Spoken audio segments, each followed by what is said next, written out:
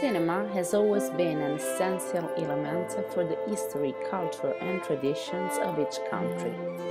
Making the cinema popular has led, over the time, to the circulation of the various cinematographic products, not only in the production country but also abroad. To do this, the support of several figures was necessary, including that of the translator, whose role is essential.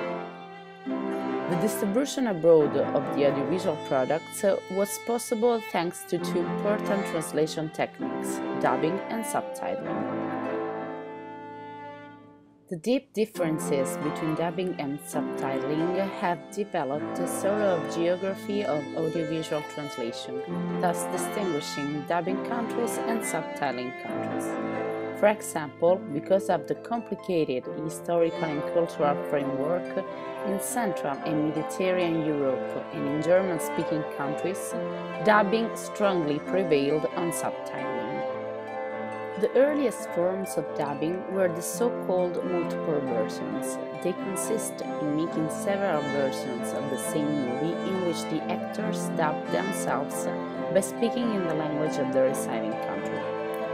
One of the most famous examples was the case of Stan Laurel and Oliver Hardy, better known as Stanley Olio, whose success in Italy was initially due to their inimitable accent.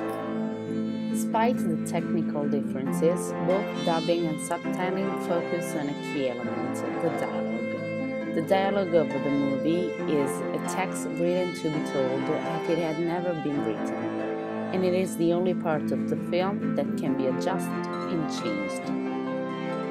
Specifically, while translating for dubbing, the translator has to face two coexisting elements of the film: the editable part, that is to say the language, and the part on which is not possible to intervene, the visual one.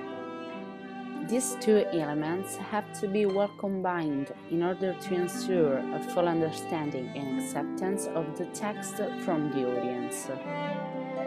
When creating subtitles, the translator is obliged to transfer the oral message into a written one. It is a real change in the communication medium that comes from complex processes of reductions and changes in the source text. As for dubbing, also in subtitling, the perfect interaction and harmony between the iconic and the verbal element is essential. Furthermore, it has several restrictions due to the constraints of the technical means. To do good subtitling, it is important to know the specific adaptation strategies. The final translated text must be clear, effective, and instantly comprehensible to the audience, by giving the illusion that nothing essential has been left out. In the field of audiovisual translation, the key word is accessibility, that refers to the accessibility of the product for a large and different audience. It is the case of all deaf and blind people that want to benefit from the new multimedia tools.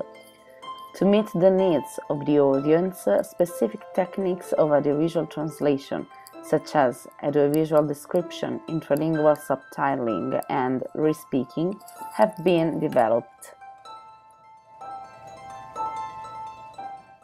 The purpose of audiovisual description is to describe through a voiceover what is happening on the screen, so that the viewer who is blind or visually impaired can put together sound information with other information related to the movie, for example, face expressions, actions, and so on.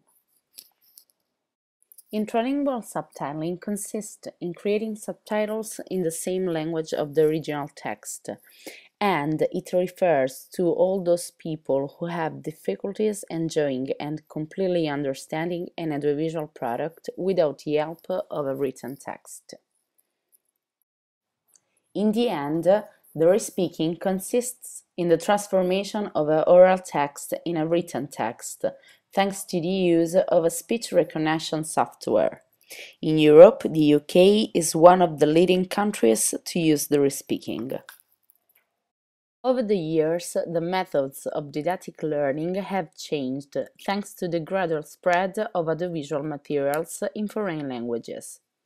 The use of audiovisual materials allowed the student to be in direct contact with a foreign language.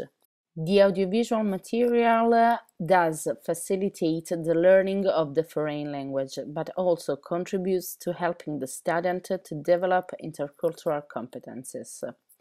In particular, the presence of subtitles allows the students to benefit both from the dialogues in the foreign language and the translation. We must not forget, however, that at the basis of audiovisual translation is the role of the translator, a key element in order to mediate between different cultures. The skill of the translator is precisely to keep intact the original nature of the audiovisual product, carrying its messages and meanings in another language and culture.